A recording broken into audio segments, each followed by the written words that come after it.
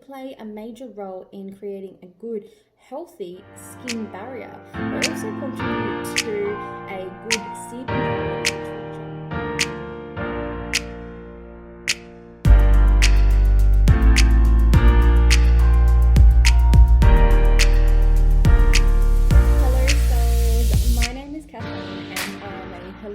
Skin therapist, and I'm also the owner of Soul Awaken Skin Therapies, a clinic located here in Glenelg, South Australia, and here in my clinic I specialise in treating the skin condition acne. In today's video, I'm going to be talking about the causes of acne, but not only talking about the causes, but actually diving a little bit deeper into all of the aggravating factors. Last week, I did a video talking about the 3 things that become imbalanced and impaired in your skin, which ultimately cause acne. And when you rebalance those 3 factors, you will eventually clear acne. So today, I'm going to be going into a little bit deeper as to why these factors in your skin are causing your acne, so you can understand a little bit more in detail as to potentially what is causing your acne, what are some of the aggravating factors, and just to kind of guide you to doing a little bit more research and insight into your skin.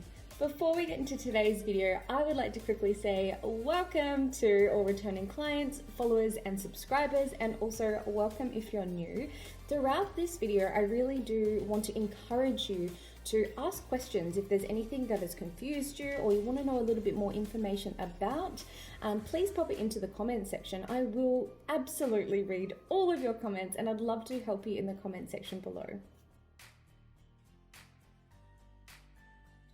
So as mentioned at the start of this video is a continuation of last week's topic, where I spoke a little bit more into detail the 3 things that go wrong and become impaired in your skin that ultimately, when you fix and rebalance them, you will heal acne as well. So to get a little bit more of an understanding as to what those 3 factors are, because they will be heavily involved in this video today, please go watch the previous video so you can get a really good understanding. It will be tagged here and here in the description box below. So to begin, we're going to be talking about an impaired skin barrier.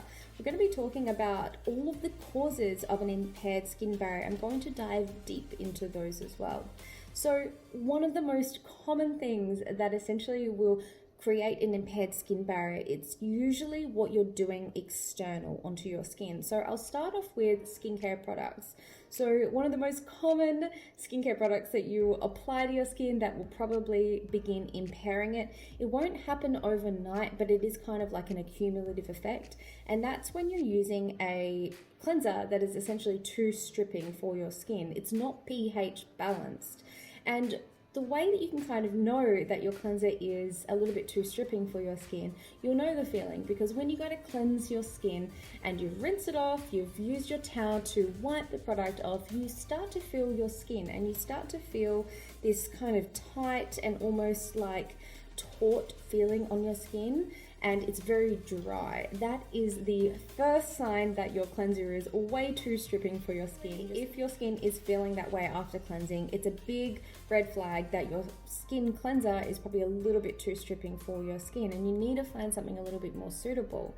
It's really common to find so many over-the-counter acne products that are essentially too stripping and probably a little bit damaging to the skin. And I put acne in quotation marks because I'm really referring to the marketing hype around some products where they say that they're targeted for acne. And the thing is, you don't always want to believe what a bottle or what marketing is telling you. They're just really trying to sell you the results, and those 2 things don't really go hand in hand. So there's just a little bit of side knowledge for you there.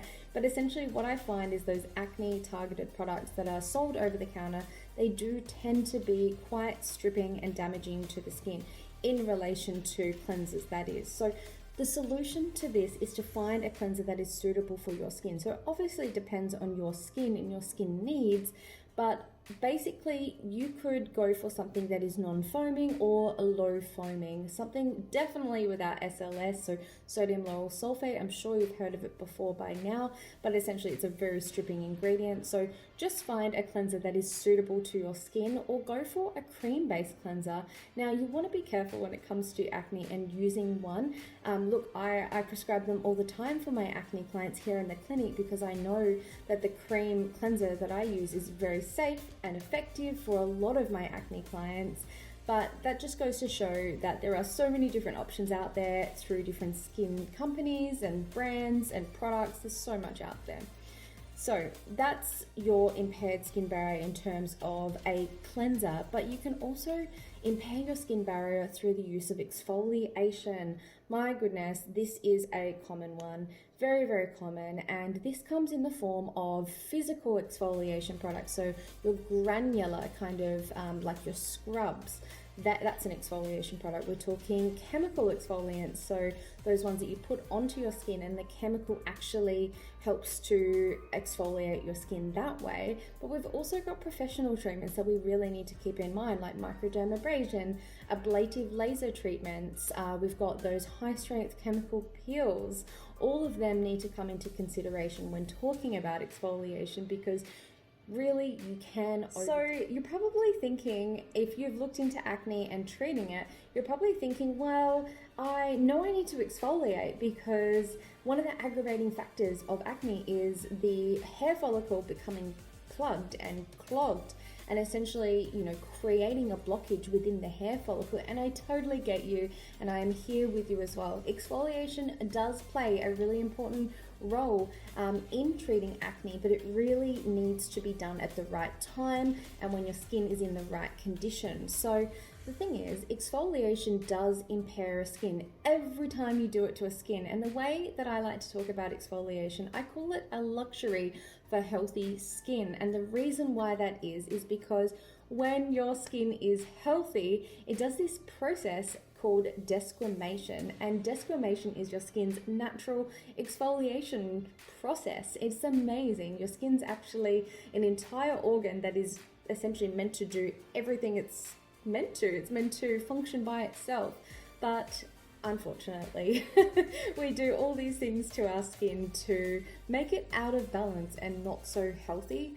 So just to give you a quick kind of example, for my skin, it is really healthy and balanced. I don't have any makeup on my skin right now, and because it is so healthy and balanced, I have found where my sweet spot is when it comes to exfoliation. My sweet spot is once every 3 weeks, and it is a very light and gentle exfoliation. When I get to that time at about 3 weeks, I find that my skin, it just needs a little bit of a kind of a polish. It doesn't need or scream out for exfoliation, because that's what a healthy skin will do. But unfortunately, when there is acne, that is an unhealthy and impaired skin, and the function of desquamation just really isn't happening, right? So exfoliation is important, but we really need to make sure we're not doing it too much, because when you exfoliate the skin too much, again, you're impairing the skin barrier and you're taking away a lot of those really essential cells right up in that top layer from your stratum corneum that are actually there playing a major role for your skin. So you really want to make sure that you're not over exfoliating your skin. And the thing is, with exfoliation, it's really easy to go that step too far. So the way that I would approach this, especially with acne, because you do have a lot of inflammatory pustules and papules, so you've got these pimples on your skin, and you don't really want to be using a scrub on acne skin. You want to be using something, a very, very gentle chemical or enzyme exfoliation. And again, I will probably go into those a little bit more detail in future videos, but that's just the entirety of exfoliation. We can do it too much, which causes an impaired skin barrier. Trust me, I have seen it many, many times over and over again. Women will come into my clinic and I look at their history and look at everything to do with all the causative and aggravating factors, and I can usually pinpoint it to harsh scrubbing and over exfoliation or something else causing impaired skin barrier.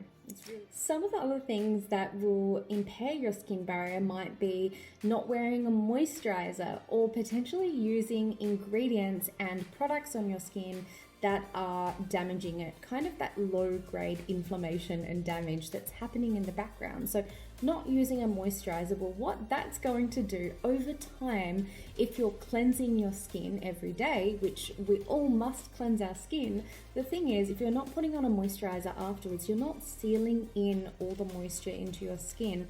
And over time, this practice can lead to a skin that becomes impaired. And often what happens, and I see it all the time, is the skin will get into start to become impaired, and then the client will get into this little cycle where they're noticing that their skin's becoming oilier and greasier. And so what they do, they stop using a moisturizer because of this extra oil and grease on their skin. Kind of, it feels a little bit more wet than usual. So they go, oh, don't need a moisturizer, and they prevent popping it on. But the thing is, that's actually creating more of that imbalance in your skin.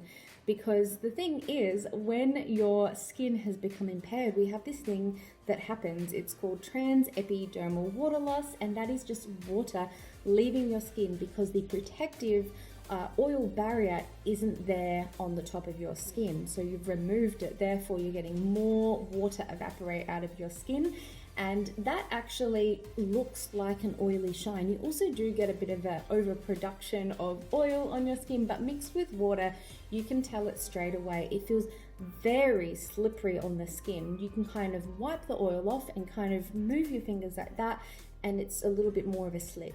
So that's something I notice for a lot of my clients. But like I said, with ingredients, think about things like fragrance, think about other damaging ingredients. I don't want to say alcohol is a damaging ingredient because there are so many good alcohols, and then there are a lot of damaging alcohols. So I will just say damaging alcohols on the skin, and so many other ingredients like some emulsifiers.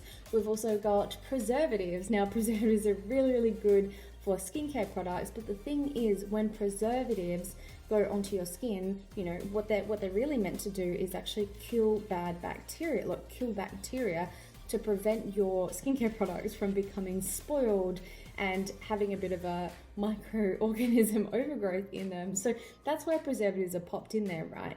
But the thing is, when they're popped onto your skin, it is also causing a damaging effect because it's killing all of your good microbiome. So I try to go for products that have safe preservatives or no preservatives at all. Now, you're probably thinking that's really dangerous, and it is kind of risky business, but I use a skincare brand called Dermavigils in my clinic, and all of their products are, they're made in a very sophisticated laboratory, which is completely aseptic and sterile. It is an insane process to actually create products in a sterile and aseptic laboratory. So a lot of work goes into them, and they do have shorter expiries, but they don't have these damaging and harmful ingredients in. Honestly, I could talk all day about all the things that could be potentially aggravating and impairing your skin barrier. So what I'm going to do is list off a couple more, but another one to do with skincare is when you start to use active ingredients. So you're getting all excited about active ingredients. I want some vitamin A, all of the good ingredients, vitamin C, and then you start adding them in really, really quickly because you're super excited. And what that sometimes does, it overwhelms and impairs the skin, and you can actually bring it into a state of inflammation and imbalance. So that's also a common factor. But when we're talking more internally, we're also thinking about your nutritional needs. Now, a really, really common factor is when you are having an essential fatty acid deficiency. So when I'm talking about those, I'm referring to your good fats, or more commonly spoken about as your omega-3s and 6s as well. They're really important because every single cell in your body has a membrane around it, and that membrane is actually, you need these essential fatty acids to create a good, strong membrane, just as your skin barrier. You need good fats in your diet in order to create a good, strong, resilient skin barrier.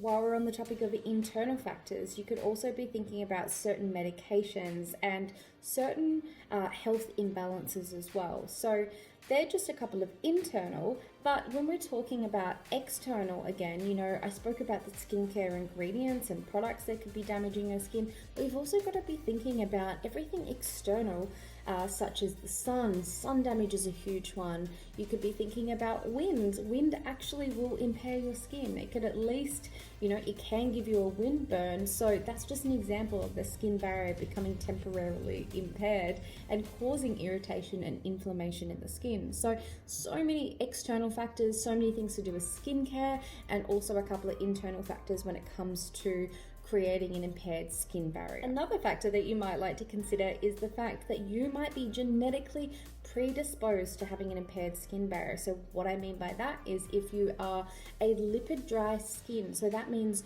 on the scale of dry to oily, you might be somewhere down the bottom where you have quite a dry skin. So naturally your oil production is quite low, and that just means that your skin is genetically a little bit harder to create a good, strong, healthy skin barrier, because a big part of your skin barrier is created by those oil secretions.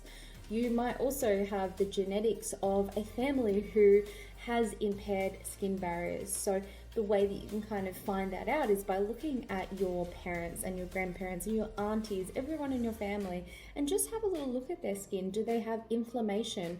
Have they had inflammatory skin diseases throughout their adult life? That's usually a little bit of an indicator. Another factor might be that your whole family is really common. It's really common to have eczema and dermatitis as well. So the second factor we're going to be talking about is a poor sebum quality. So most of the things that cause poor sebum quality are actually internal. And this poor sebum quality, just to be really quick about it, is when the oil that is coming out through your hair follicle is quite gluggy, thick. And as you can imagine, a thick and gluggy oil is actually going to get blocked on the way up. So you want a nice thin and watery, a nice very viscous sebum quality in order for your skin to be functioning well and not causing blockages in the hair follicle. But like I said, a lot of them are internal. So again, your essential fatty acids, you know, when you are lacking your essential fatty acids, this causes that thick and gluggy sebum. So that's a really easy one for you. If it is safe to do so, speak to your doctor or your nutritionist or your naturopath, but you want to start taking some essential fatty acids, the right ones though. So definitely speak to someone who knows which ones I'm talking about, but that is a really good first start. Another factor might be that you're having certain foods that actually promote a thick and gluggy sebum. So think things like dairy, sugar, refined carbs. They're all nasty foods that we all love to eat. I know you do. I love my bread too.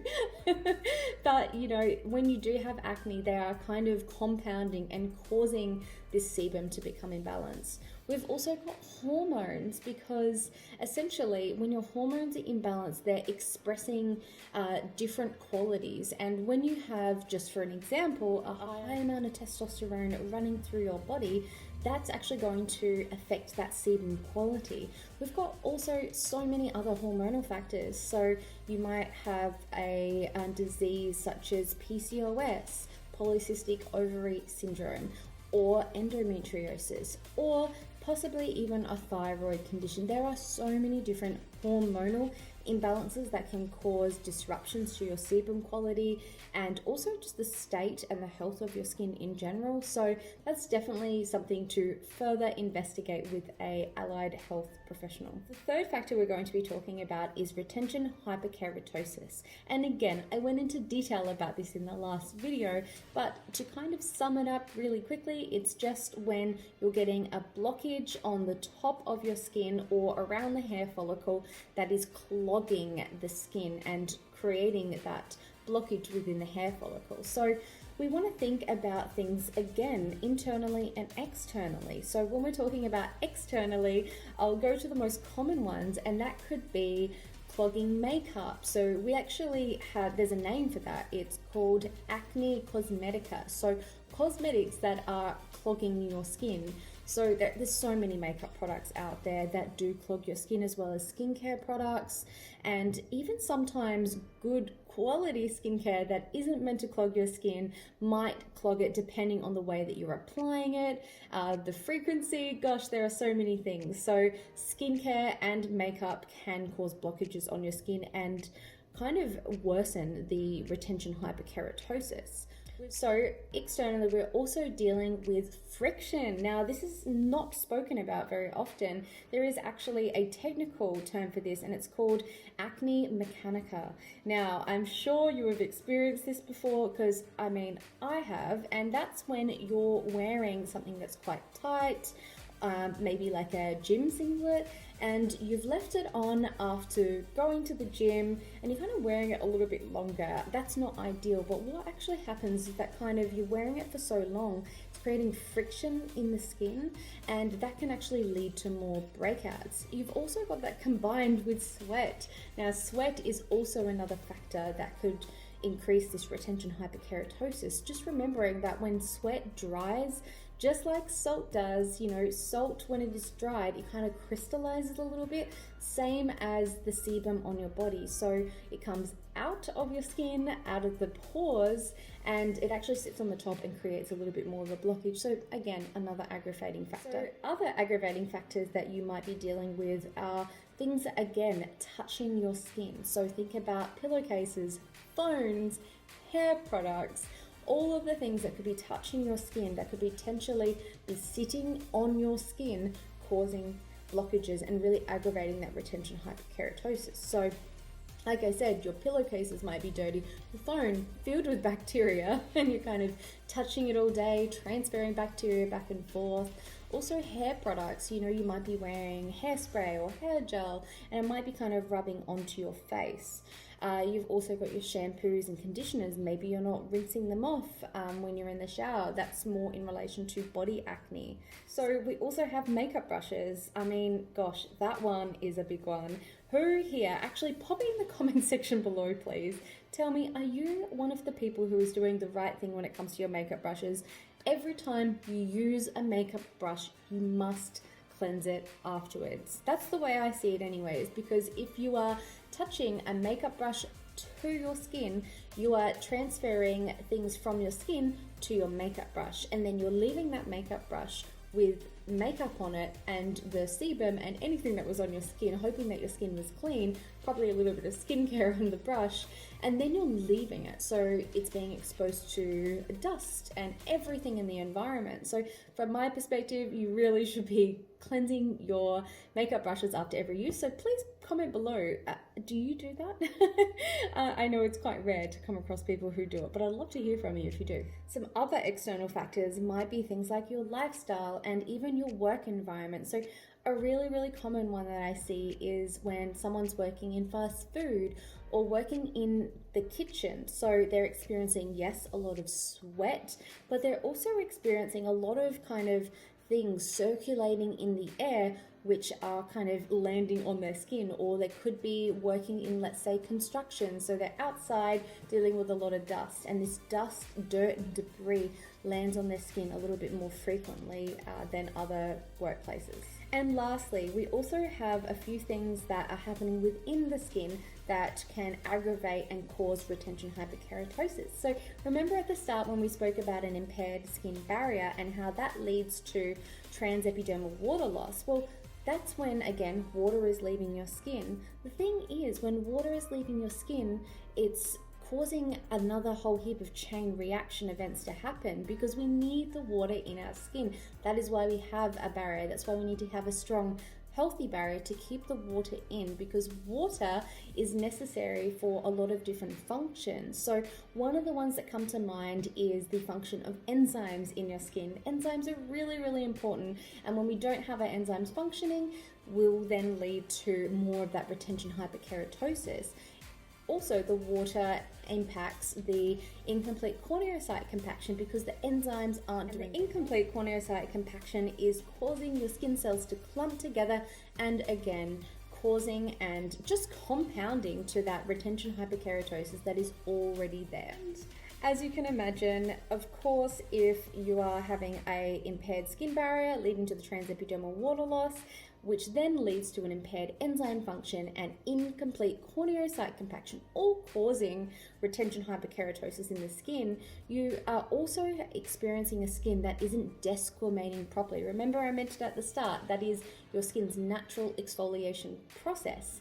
And when your skin is impaired and unhealthy, and when all these other little things in the skin just aren't happening how they're meant to, your skin is also not desquamating. So your skin is turning over in a slower rate and it's not doing it in the correct way. So you might actually be relying on exfoliation to make your skin feel soft and smooth. I see it all the time.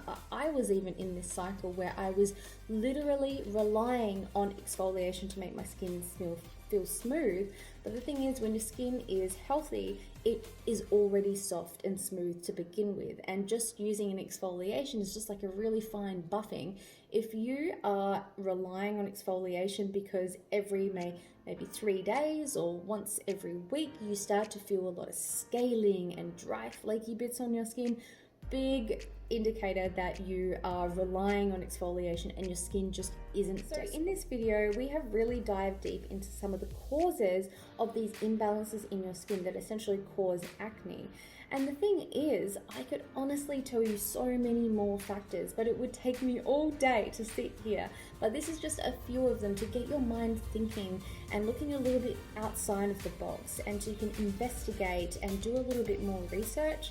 And if you are looking for someone to help you with your skin, please feel welcome to contact me through my email that is also in the comment section below, the description box below, and you can get in contact and arrange a skin consultation where I actually take you through this entire journey, right?